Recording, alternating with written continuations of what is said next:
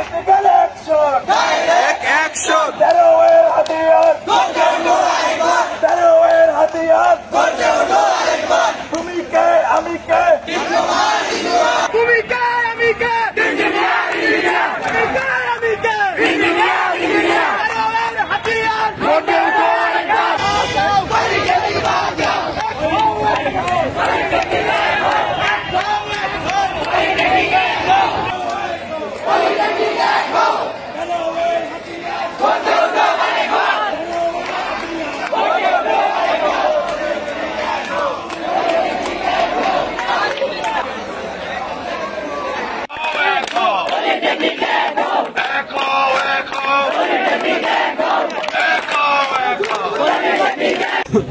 Non technical craft স্টেটে যারা আছে তারা ল্যাবে আসবে না। আমরা এই দাবি ঠিক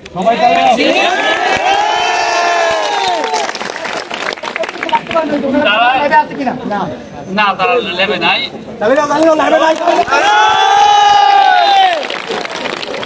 ঠিক আছে, বারে বারে বসার কথা এবং বুট মিটিং এগুলা প্রতিনিয়ত শোনানো হচ্ছে গত 21 তারিখ থেকে। আমরা আর এত কিছু শুনতে পাই না। আমাদের 6 দফা খুবই দ্রুত বাস্তবায়ন করা হচ্ছে। তোমাদের একটু ধৈর্য ধরা লাগবে। বিডিও অফিসের সামনে আমাদেরকে ঘন্টার পর ঘন্টা বসে রাখা হয়েছে স্যার।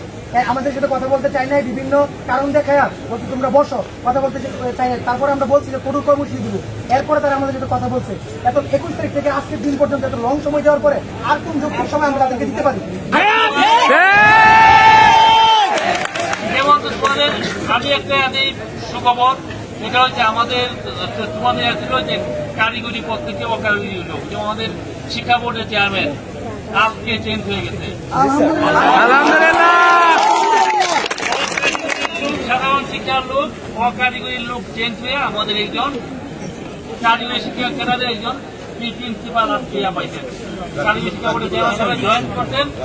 তোমাদের সবার সাথে আমি ওনাকে অভিনন্দন জানাই।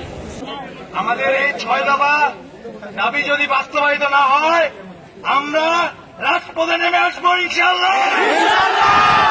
আমাদের কেউ আটকে রাখতে পারবে না। আপনারা মনে রাখবেন, আমরা ছাত্র সমাজ, আমাদের সাথে কি সহিংসতার সম্পর্ক আছে?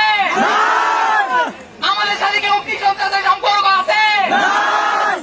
আমরা এমন কোন কর্মকাণ্ড করবো না যার কারণে আমাদের ক্যাম্পাসের নিরাপত্তা বিঘ্নিত হয়, সম্পদ নষ্ট হয়।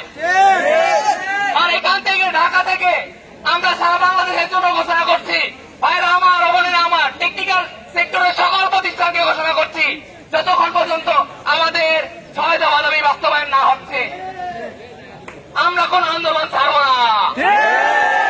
যতদিন পর্যন্ত না আমাদের দাবিগুলি বাস্তবায়িত হচ্ছে ততদিন পর্যন্ত কেউ আমরা এই কর্মসূচি বাস্তবায়নে বন্ধ করব না।